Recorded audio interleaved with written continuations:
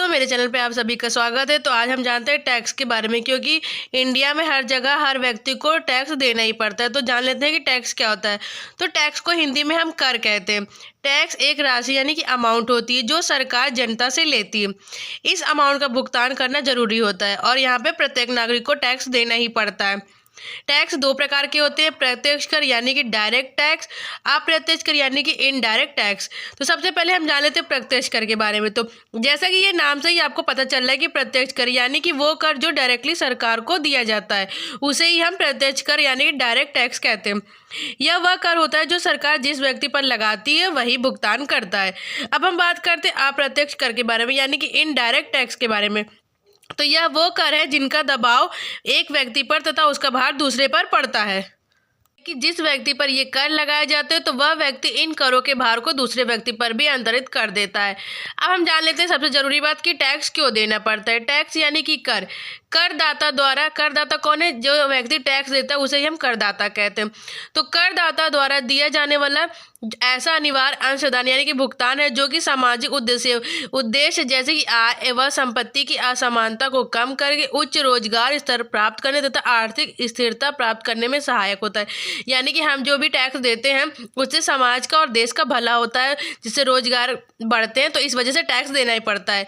कर यानी कि टैक्स एक ऐसा भुगतान है जो आवश्यक रूप से सरकार को उसके बनाए गए कानूनों के अनुरूप ही दिया जाता है। यानी कि कानून ने जो भी बनाया गया है कि इतने परसेंट पे इतना टैक्स लेगा, उसी हिसाब से टैक्स हर व्यक्ति को देना पड़ता है।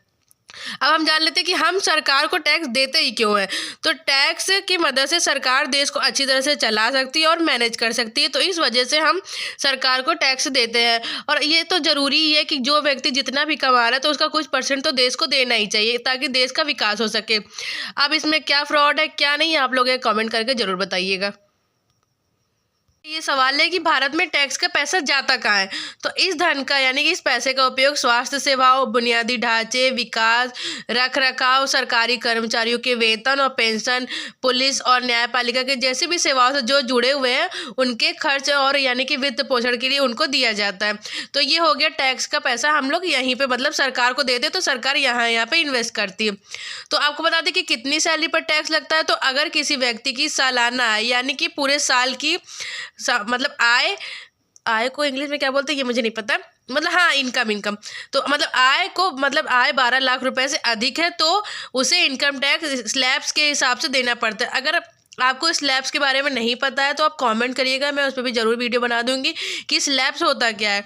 तो सैलरी क्लास यानी कि वेतनभोगी कर्मचारियों की स्थिति में ये लिमिट 12,75,000 लगाए हैं और यही लिमिट पार होगी तो वो अगर ये लिमिट पार हो जाती है तो वो टैक्स के दायरे में आ जाता है और उन्हें स्लैब्स के हिसाब से ही इनकम टैक्स देना पड़ता है। दोस्तों, आई होप आपको ये टैक्स के बारे में ये जानकारी अच्छी लगी। अगर बीच में बोलने में मुझसे थोड़ी सी गड़बड़ हो गई हो तो उसके लिए सॉरी, पर आपको अगर जानकारी हेल्पफुल लगे तो प्लीज़ कमेंट में यस जरूर लिखिएगा। और इस तरह की वीडियो आपको देखने के लिए मेरे चैनल को सब्सक्राइब जरूर करिएगा, क्योंकि मेरे चैनल पे आपको और भी ऐसी जानकारी देखने को मिलती रहेगी। वीडियो देखने के लिए थैंक यू सो मच।